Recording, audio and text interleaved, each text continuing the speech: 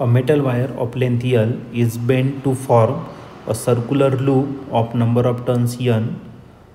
The coil is placed in a magnetic field B and current I is passed through the coil. The maximum torque acting on the coil is. The maximum हा question 2021 आलेला होता. याचा A option आहे BIL divided by 2 पाय n. बी option आहे BIL square divided by 2 पाय n. C option आहे BIL divided by 4 पाय n. आणि लास्ट डी ऑप्शन आहे BIL स्क्वेअर डिवाइडेड बाय 4 पाय n. तर या 4 ऑप्शनपैकी या क्वेश्चनचा करेक्ट आन्सर काय असलं पाहिजे तर आपण याला सॉल्व करूया आणि मग डिसाईड करूया. तर एक मेटल वायर दिली आहे, त्याची लेंथ L आहे, त्याला बेंड करून आपल्याला सर्क्युलर लूपमध्ये कन्वर्ट करायचं. As metal wire of length L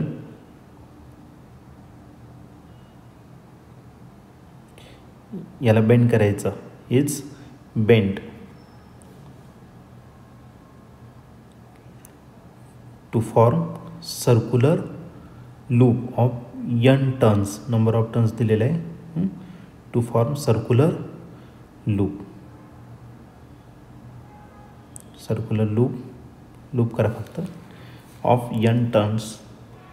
तर या नंबर ऑफ टर्न्स आहे. आता त्या मेटल वायरची लेंथ L आहे आणि सर्कलची जी लेंथ आहे ती 2 पाय r, पण त्याच्यात नंबर ऑफ टर्न्स n आहे. मग n ने त्याला मल्टिप्लाय करा 2 पाय r इंटू n. हे काय झालं तुमचं लेंथ झालं. आता आपल्याला काय करायचं आहे, टॉर्क फाईंड करायचं. मॅक्झिमम टॉर्क या ठिकाणी फाईंड करायचं आहे. मग याच्यावरून एक काम करा, आर फाईंड करा. टॉर्कसाठी आपल्याला आर लागेल कारण एरिया असतो टॉर्कमध्ये नाही का. मग L डिवाइडेड बाय काय भेटेल 2 पाय n. याला इक्वेशन 1 कन्सिडर करू.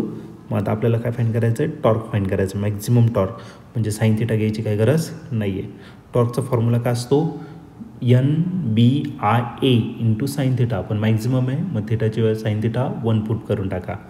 मग maximum torque acting on a coil is given by.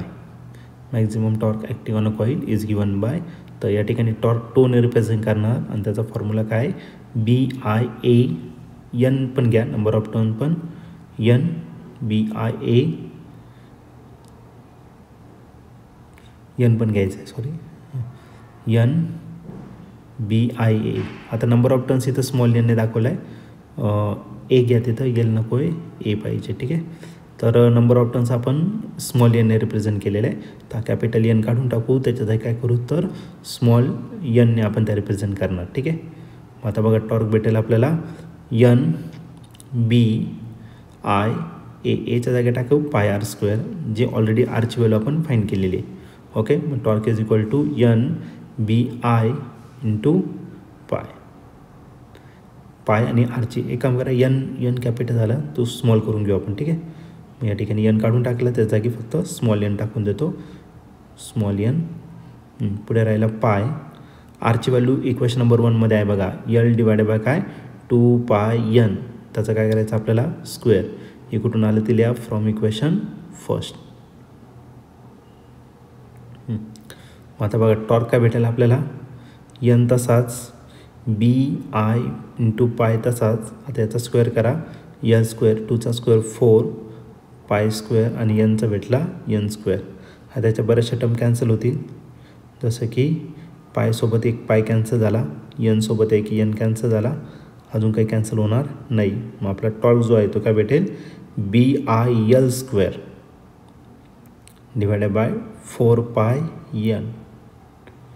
तर याचं आपलं काय असणार फायनल आन्सर. याचं असेल आपलं मॅक्झिमम टॉर्क असेल. ठीक आहे. मॅक्झिमम टॉर्क जो आहे तर तो असेल BIL स्क्वेअर डिवाइडेड बाय 4 पाय n. हा तुमचा मॅक्झिमम टॉर्कचा फॉर्म्युला झाला. ओके.